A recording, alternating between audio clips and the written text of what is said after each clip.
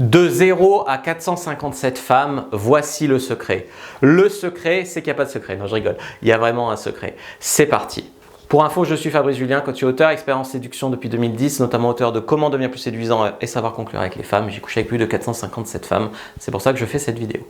Au départ, je suis juste un mec lambda de ma génération, des années 90. J'étais ni très beau, ni spécialement laid, j'étais pas très grand, apparemment j'étais sympa et j'avais de l'humour.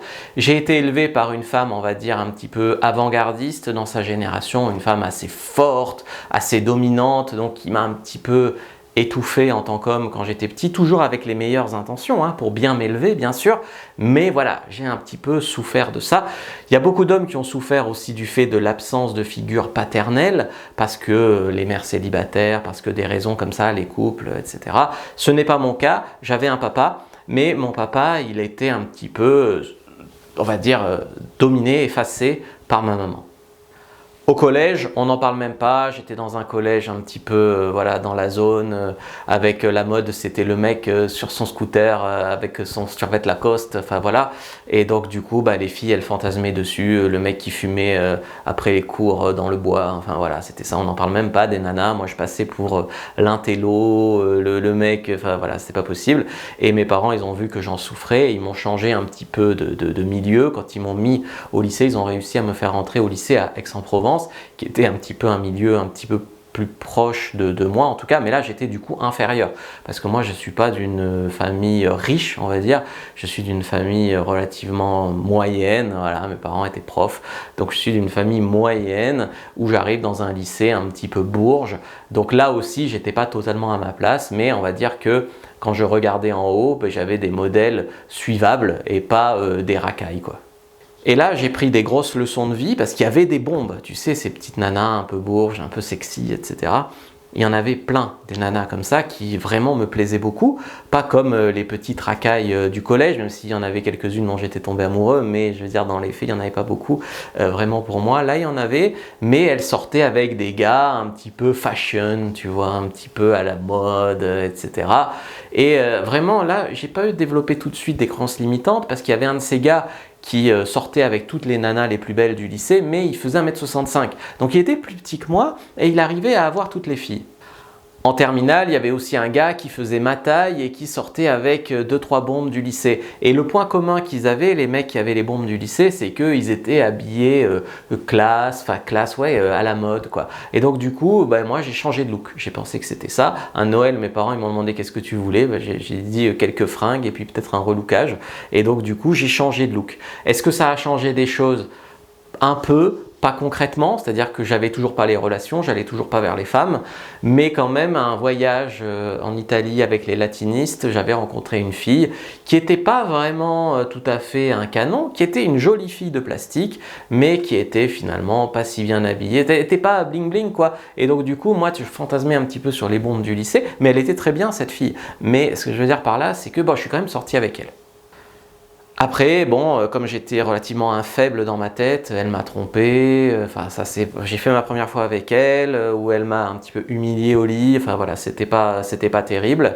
Et donc du coup, après ça, j'ai pas eu vraiment de copines pendant les 4-5 années suivantes, alors les 2-3 années suivantes on va dire. J'ai eu quelques filles que j'ai embrassées en soirée, une qui m'a branlé en soirée, mais vraiment rien de très glorieux quoi.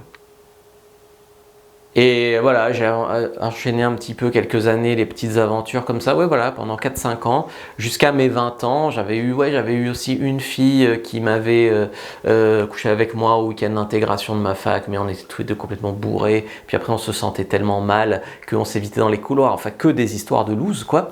Et puis à mes 20 ans, j'ai vraiment touché le fond, 20-21 ans, je suis rentré en école pour faire expert comptable, donc à l'école où tu apprends pour faire passer le DSCG, et donc du coup là, il n'y avait plus que des mecs dans ma promo, donc ça c'était formidable, il n'y avait plus que des mecs, et là j'étais vraiment dos au mur quoi, tu vois, comme là.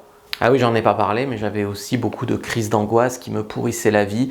C'est-à-dire que quand je sortais de chez moi, j'avais peur de faire une crise cardiaque, j'avais des bouffées qui me faisaient trembler comme ça par moments, donc sortir en boîte de nuit, c'était vraiment très compliqué. Donc j'étais à ce stade-là de ma vie où il y avait plus que des filles, il y avait plus de filles plutôt dans mon cercle social, et j'avais des crises d'angoisse qui me pourrissaient la vie. Et je dois dire que là, je te peins un décor de tout à fait loser, Mais n'empêche que beaucoup de mecs étaient dans la même situation que moi. J'avais beaucoup de potes qui étaient mes potes à la fac d'expert comptable ou même des potes que j'avais gardés de mon IUT ou du lycée, qui étaient un petit peu dans le même cas que moi, où il n'y avait pas vraiment de copine à l'horizon, où c'était très galère pour lever une fille. Mon frère aussi, il en était là, lui il en était à s'inscrire sur Mythique, il est plus âgé que moi, mon frère, et à sortir avec des filles qui lui plaisaient pas, soit qui avaient 20 ans de plus que lui, soit qui avaient 30 kilos de plus que nous, enfin voilà. Donc on en était là, quoi, vraiment, et c'est assez banal en fait comme misère sexuelle d'en être là, où soit t'as rien, ou soit t'as des nanas qui te plaisent pas vraiment, mais tu es obligé de faire des concessions, quoi. J'ai donc dû changer parce que ça n'allait pas, c'était pas logique, comment on est arrivé là. Je sais que c'est quelque chose de sociétal et qui touche beaucoup de monde, mais ce n'est pas normal, on est d'accord. Alors je me suis mis à étudier très sérieusement la séduction sur internet suite au râteau de trop où j'avais eu le permis cet été-là, j'avais organisé une soirée, j'avais invité 7 filles qui me plaisaient. C'est le truc qu'il ne faut pas faire quand tu invites la fille qui te plaît.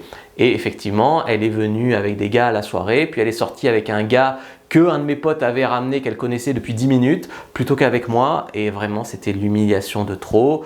Après ça, je me suis dit, bah les couilles, il y a ma voisine qui me plaît, prochaine fois je la vois dans le bus, je m'assois à côté, on discute, j'essaye de l'embrasser. Le râteau, etc. Vraiment, j'étais trop mal. Donc je me suis dit, écoute, cet été, tu vas apprendre la séduction.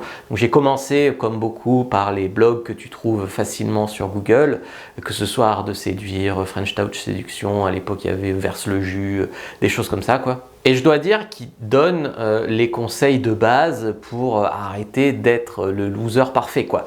Je veux dire par là que au bout de 3 mois, bon, j'étais toujours à peu près incapable d'avoir une fille, mais je m'étais créé un style de vie, notamment grâce au site de rencontres, où je pouvais un petit peu avoir une copine. J'ai eu une première copine avec qui j'ai couché 3-4 mois après avoir commencé à étudier la séduction. Alors c'était pas la plus belle, c'est d'ailleurs une fille qui m'avait menti sur son âge. Il faut savoir qu'elle m'avait dit qu'elle avait 18 ans, moi j'en avais 21 à l'époque, ou 20. Et elle, du coup, elle en avait 16. Mais elle m'avait menti parce qu'elle voulait coucher avec moi. Comme quoi j'étais quand même devenu un petit peu le prix, quoi, vraiment. Et puis grâce à ces sites-là, il y avait des forums où on pouvait échanger. J'avais rencontré des mecs de ma région qui étaient un petit peu dans le même délire. Et d'ailleurs, il y a des gars qui sont devenus coach aujourd'hui, comme quoi Aix-en-Provence c'est pas non plus le fin fond du trou du cul. Donc pour revenir sur moi, j'étais sorti avec une fille, j'avais dragué sur Badoo, j'avais repris contact avec certaines nanas en vue de prendre ma revanche, puis je sortais un petit peu en soirée. En soirée, j'avais sorti avec une Espagnole qui était vraiment une bombe pour le coup, qui me plaisait vraiment. Et donc du coup là, j'ai commencé à avoir des résultats. Il y a une nana avec qui je parlais sur Facebook depuis peut-être 6 mois, qui m'a enfin invité chez elle, qui s'était fait belle, pimpante, qui m'a branlé, enfin des histoires comme ça, où vraiment j'étais sur la bonne piste. Il y a quelque chose qui avançait. Je veux dire, j'avais levé 3 nanas alors qu'avant j'en avais levé 3 dans ma vie. Là j'en avais levé 3 en rien de temps. Mais c'était quand même insuffisant pour moi. Là où j'insulte pas du tout ces sites, c'est que si tu veux juste trouver une copine comme ça, juste décoincer les bases, c'est suffisant. Mais moi j'avais de l'ambition maintenant. J'avais vraiment de l'ambition. Sauf que l'ambition, comme souvent, tu la trouves pas en français, donc je me suis orienté vers du contenu beaucoup plus underground, beaucoup plus anglais, américain, voilà, le genre de trucs sur lesquels les féministes crachent, mais qui est très puissant et qui fonctionne. Alors il ne s'agit pas de mentir aux femmes ou de se servir des femmes ou de rabaisser les femmes. Non, on n'en est pas là. On y arrivera si on continue dans une société woke comme ça où les féministes crachent sur les hommes. Il y aura peut-être un jour où les hommes vont se rebeller. Mais là, c'était clairement pas l'esprit. L'esprit, c'est vraiment dans un amour des femmes, comment on va arriver à leur montrer qu'on les aime et à ce qu'elles nous aiment en retour. Je dois dire que là, c'est allé un petit peu rapidement. J'ai eu ma première 10 sur 10, donc une fille vraiment parfaite pour moi à l'époque. Si je la revoyais aujourd'hui, je ne sais pas si je lui mettrais encore 10 sur 10, mais en tout cas, à l'époque, pour moi, c'était une 10 sur 10. Ensuite, je draguais une fille dans la rue et j'ai réussi à avoir son numéro et à la revoir. Je veux dire, vraiment, j'ai eu des résultats intéressants. Ça a commencé un petit peu à s'accélérer. Et puis, les choses se sont mises en place. En soirée, je suis rapidement devenu un tueur. Faut dire que j'avais une arme secrète à cause de mes crises d'angoisse. Je prenais un petit peu de Lexomil avant de sortir en soirée, ce qui me désinhibait totalement, ce qui me donnait des résultats. Bon, après, j'en prends plus aujourd'hui et je me suis très rapidement sevré. Et ce qu'il faut se dire aussi, c'est qu'en étant plus heureux, en tirant des coups et en arrêtant d'être complexé, je me suis libéré aussi de mes crises d'angoisse. Donc pour moi, la communauté de la séduction, le fait de draguer des filles, ça m'a levé beaucoup de mal-être, beaucoup d'angoisse de vie et tout ça, et ça m'a vraiment libéré des médicaments, donc notamment du Lexomil. Sur Internet, j'étais un total tueur. Faut dire que j'ai toujours aimé écrire. Je suis quelqu'un de plutôt, je pense, intelligent. Donc, je prenais le temps pour avoir mes réponses. Quand tu as eu quelques interactions sur Internet, quand tu as eu une centaine d'interactions, tu vois des choses qui reviennent. Donc, quand tu vois des choses qui reviennent, des schémas qui se reproduisent, tu arrives beaucoup mieux à te voir, à te situer et à lever les nanas. Donc là, vraiment, les choses se sont accélérées. J'ai beaucoup baisé par Internet. J'ai eu quelques aventures pour le sport en drague de rue. En soirée, j'étais vraiment pas mauvais. Et à ce stade, j'ai pas vraiment changé de look. Je veux dire, quand j'ai commencé, genre dans les années 2019, par là, j'étais un minet, on va dire. J'étais un look un petit peu à la mode, un look un petit peu efféminé presque, diront certains.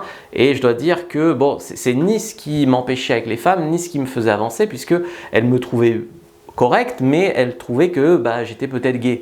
Comme je tentais rien avec elle et que j'étais habillé comme ça. Après, il est vrai que je me suis mis à mettre moins d'importance sur mes vêtements et tout, beaucoup plus dans mon attitude, et que tu vois, aujourd'hui, je suis beaucoup plus à l'arrache, sans être une catastrophe, mais je mets tout dans l'attitude. Donc, j'ai pas vraiment changé de physique. Je peux pas dire que j'ai perdu du poids ou que je me sois musclé ou que j'ai grandi ou que voilà. J'ai pas changé de physique à ce stade. Le relookage, il a eu lieu bien avant. Et franchement, ça donnait pas des résultats merveilleux à ça tout seul. Donc, j'ai pas changé de physique. Par contre, j'ai appris à maîtriser le flirt. J'ai appris à comprendre un petit peu la drague, la séduction, les rouages, cette science, cet art-là. J'ai appris aussi à prendre un peu plus confiance en moi, une attitude beaucoup plus virile. Aujourd'hui, je veux dire, je parle sur Internet de cul de manière ouverte. Il y a beaucoup de gens qui me critiquent, mais ils n'en sont pas capables. Donc, on en arrive là à des choses comme ça. Et ça a tout décoincé. Et je veux dire, ensuite, j'ai juste démultiplié les résultats. Et je suis resté quand même un cœur d'artichaut, dans le sens où quelquefois, je me suis mis en couple. Surtout au début. En couple avec des nanas qui en valaient pas la peine. Mais comme je disais, elles étaient bonnes et sexy et fraîches. Mais clairement, elles avaient d'autres QI ou des convictions politiques à l'opposé des miennes. C'était pas possible de rester avec elles. Mais j'avais tellement fantasmé. Certains diraient ces petites parisiennes, moi je dirais ces petites aixoises. Mais tu vois, ce genre de petites nanas, j'avais tellement fantasmé dessus que quand j'en tenais une, je la lâchais pas facilement. Et puis finalement, comme j'avais pris le pouvoir, je la trompais ou je sortais avec trois en même temps. Et ça, c'est être un connard. Et ça, depuis, je ne le fais plus. Mais je dois avouer que j'ai quand même eu un petit peu ma phase de revanche. J'ai aussi eu ma phase d'alcoolisme. Je dois le dire qu'au début, je prenais plus de Lexomil, mais je me mettais des murges en soirée pour atteindre le même degré de désinhibition. Et puis, très rapidement, j'ai arrêté de boire de l'alcool et je suis arrivé à avoir les mêmes choses parce que je savais que c'était possible. Je ne sais pas si ça serait arrivé si je ne savais pas que c'était possible parce que je n'aurais pas tenté des trucs à la balle les couilles sous Lexomil ou avec alcool. Mais après, comme je savais que c'était possible, j'ai réussi à le faire sans alcool, sans médicaments, sans rien de tout ça. J'ai aussi eu ma phase que je dois confesser de sex addiction où voilà, j'étais à 2-3 nanas par semaine, sites de rencontres, soirées, etc. J'ai eu des moments où j'attendais 2-3 nanas par semaine. Donc ça, c'est vraiment beaucoup, on va dire. Mais c'est pas forcément ce que je vous souhaite non plus. Je veux dire, moi je suis pour le fait qu'on essaye différentes nanas, qu'on se développe, etc.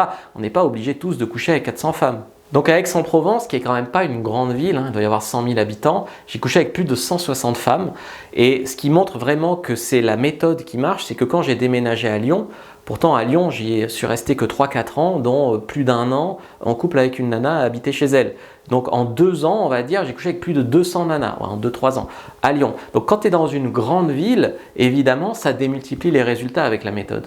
Et je vous parle de ça, au début j'avais un job à côté. Donc soit j'étais étudiant, je ne sais pas si on peut dire que c'est un job à Aix, soit à Lyon je m'étais fait embaucher comme expert comptable stagiaire et je gagnais 1300 €. Donc c'est vraiment pas l'argent ou mon petit studio à Lyon-Garibaldi qui faisait que les nanas étaient transcendées, c'est vraiment pas ça. Donc c'est pour ça que quand je vois maintenant les nanas c'est que l'argent, les nanas c'est que le muscle, les nanas machin, je n'ai jamais été dans un de ces cas-là et je suis un des mecs qui a le plus baisé de France.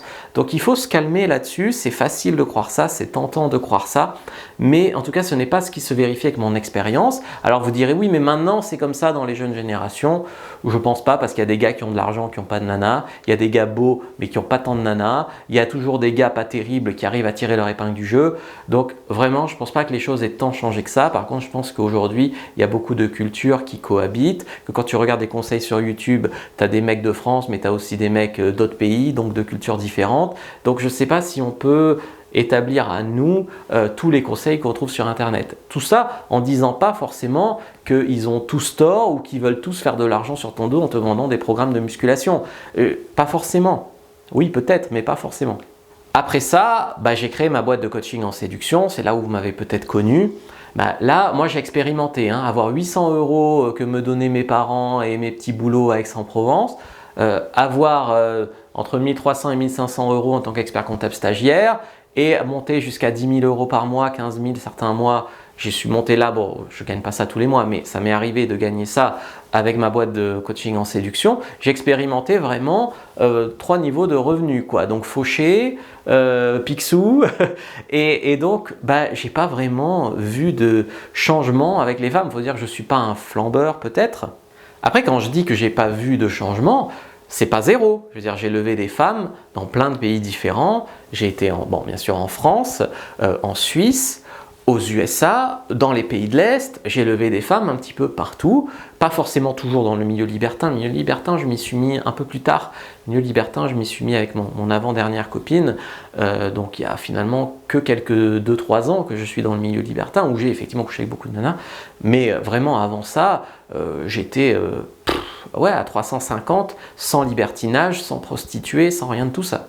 Alors je dois dire que c'est intéressant d'explorer les spécificités des pays. Je veux dire, quand tu vas en Thaïlande, quand tu vas au Japon, ou quand tu vas en Ukraine, ou quand tu vas en Pologne, c'est intéressant. Maintenant, moi je me suis dit, j'ai pas envie d'une femme potiche qui est avec moi parce que je la fais rêver vaguement parce que je suis français, que j'ai un salaire de français. Moi je me suis trouvé une femme en France qui est devenue médecin en Suisse, donc une femme qui est jolie, mignonne, féminine, petite brune aux yeux verts, qui sert à quelque chose, qui est médecin, machin. Je ne suis pas allé me chercher une potiche dans les pays de l'Est, mais après ça c'est chacun qui fait comme il veut. Il y a des gens qui crachent tellement sur les Françaises, et c'est vrai que la société française est faite tellement aujourd'hui en faveur de la femme, elle met tellement en valeur toutes ces féministes, et elle dit tellement aux femmes qu'il faut se méfier des hommes qu'elles en deviennent assez négatives.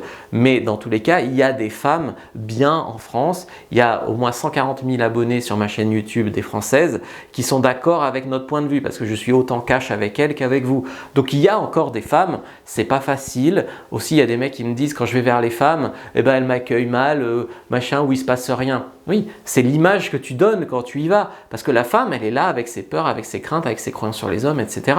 Et quand tu es comme moi, donc j'étais un pick-up artiste à l'époque, tu arrives à brancher la femme sur le bon mode pour qu'elle te révèle son côté sexuel. Bien sûr, le mec lambda qui s'y prend comme un bourrin, il a beau être correct physiquement, il va avoir des résultats mitigés. Il va dire « ouais, les Françaises, machin ».